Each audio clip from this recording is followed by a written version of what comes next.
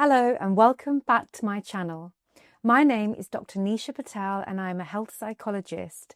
And in today's video, I'm going to talk about the habit loop. Now, I use the habit loop with lots of my patients and clients to help them understand how they can actually break old habits and create new habits. Now, when people are making a change, what I notice is that they don't actually think about habits. Although their behavior is stuck in a habit, they don't often look at this in terms of how they could best create a system in which they can break their old habits and create new habits. So I use the habit loop very frequently, and I help people to understand that actually, in order to break a habit, we need to kind of look at the habit itself, look at the system in which the habit is actually kind of embedded, and how we can actually realistically change that habit forever. So let's take a deeper dive into the topic of habits. So the habit loop was first kind of, talked about by the author Charles Duhigg. And in his book, The Power of Habit in 2012, he introduced the habit loop. Now, the habit loop has three core parts to it. The first is the cue, and this is known as the trigger. So the trigger can be the time or a place, a specific sort of location, for example. And that's where often the brain and that already existing habit kind of switches on. Then what happens is that, there's the second part, which is routine. So routine means the actual kind of behavior, the doing part. So what is it we do? So there's a trigger. So for example, there's the time or the location. And then there's the routine. So what is it that the person is actually going to do at this point? And then comes the third part, and that is reward. Now, the reward could be the reward of an outcome that's relevant to the actual cue. So what do we mean by this? So the reward could be actually a relief, like, this feels good. Now, this could be the feeling as a result of the behavior, which could have been having some chocolate or going for a walk or having an alcoholic drink, or it could be kind of engaging in a sporting activity. So it really depends on what the actual kind of two parts that come before the reward.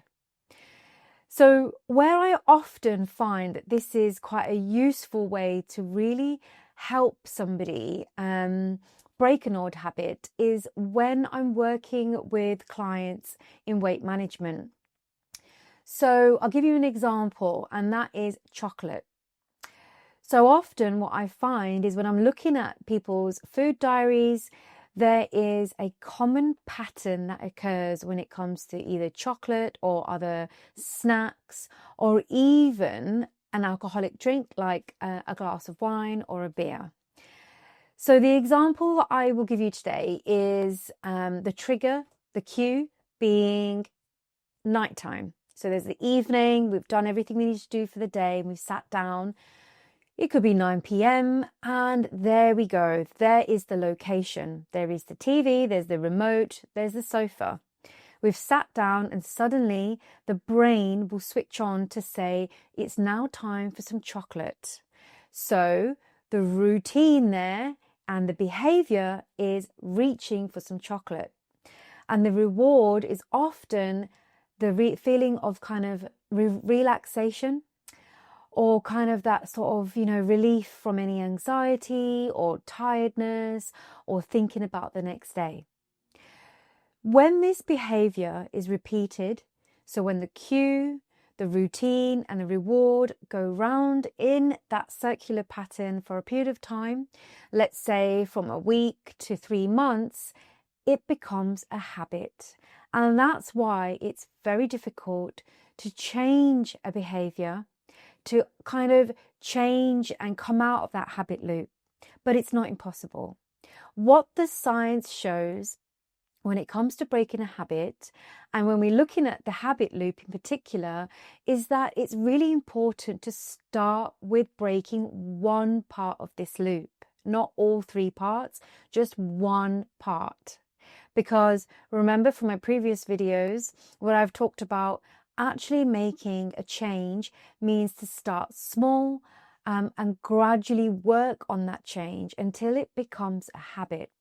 So in this example of a chocolate, what I often say to clients or even patients is that, often it's hard to change the cue, the trigger. 8 p.m. at night is going to come, or 9 p.m. at night. You might sit down, and you might need to sit down just to relax and unwind. So what can we actually change out of this sort of that loop? Because in a way, we want to feel that reward. We want to feel the relaxation. So the best place to really start is to look at the routine. So, thinking about the chocolate, I'm not saying eliminate the chocolate, but can we look at the amount of chocolate that you eat and the way in which you eat that chocolate? Can we, for example, slow down the pace in which you eat that chocolate? And you can do that by mindfully eating the chocolate. Or can you look at actually, reducing the size of the chocolate bar, for example, or the size of the packet of the chocolate in which it comes in? And by doing that, you're not depriving yourself of any chocolate. You're still kind of getting that reward, but you're actually having less of it. So if you're on a weight management journey or a weight loss journey, you are then going to have less chocolate, which is going to help that journey. So, the next time you think about a change, bear in mind the habit loop.